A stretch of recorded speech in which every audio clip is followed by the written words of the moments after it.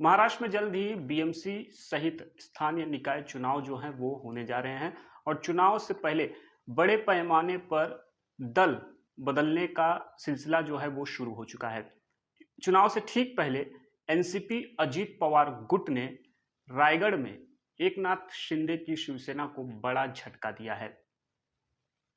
सुशांत जाबरे जो हैं रायगढ़ में एक शिवसेना का एक बड़ा चेहरा थे, उन्होंने अजीत पवार गुट का दामन जो है थामा है।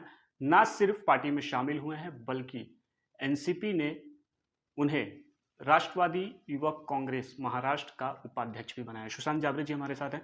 सर, जिले से सीधा राज्य स्तर की जिम्मेदारी पार्टी की तरफ से जो है वो मिली है, क्या कुछ कहेंगे? सर, मैं तो बहुत एक साधारण घर से लड़का हूँ, एक सामान्य कार्यकर्ता। शायद हमारे खासदार तटकरे साहब को कुछ हमें स्पेशल दिखा है तो उन्होंने ये जिम्मेदारी दी है, जिम्मेदारी बढ़ गई है। तो धन्यवाद कहना चाहूँगा अजित दादाजी का, हमारे खासदार तटकरे साहब का, हमारी मंत्री जी अदिति ताई और अनिकेत भाई का, कि इन्होंने जो जिम्मेदारी दी है वो अच्छे से पार करूँगा। एकनाथ शिंदे की शिवसेना का बड़ा चेहरा आप वहां पे माने जाते हैं और भरत गोगावले के कट्टर समर्थक भी कहे जाते थे। आखिर ऐसा क्या हुआ कि आपको पार्टी बदलनी पड़ी?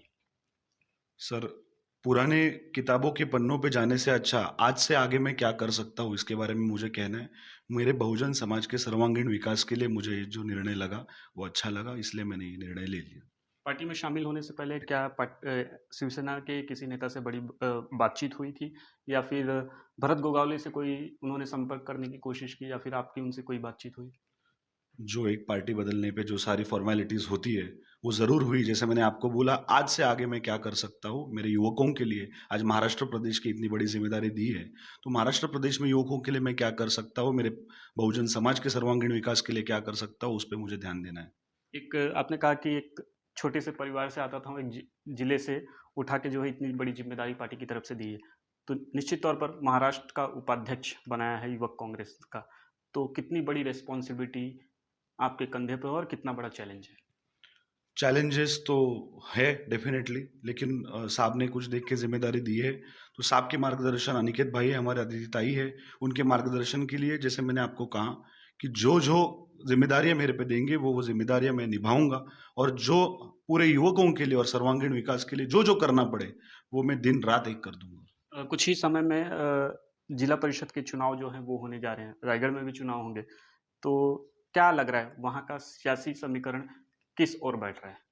क्या एनसीपी दादा गुट जो है क्लीन स्वीप करने जा रहा है, यूटी में लड़ा जाएगा या फिर सेपरेट लड़ा जाएगा? क्या कुछ वहाँ का समीकरण कह रहा है रायगढ़ जिले का?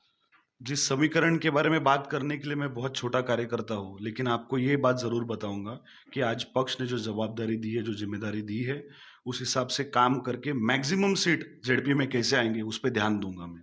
अगर हम रायगढ़ जिले की बात करें तो वहाँ पर पिछले कुछ दिनों से जो है या फिर हम सरकार बनने के बाद जो संरक्षक मंत्री पद है, जिसे पालक मंत्री पद कहते हैं, उसको लेकर तटकरे और गोगावले के बीच में जो है अब तक खींचतान देखने को आई है, मिलते आई है, लेकिन अभी तक कोई निष्कर्ष नहीं निकला है।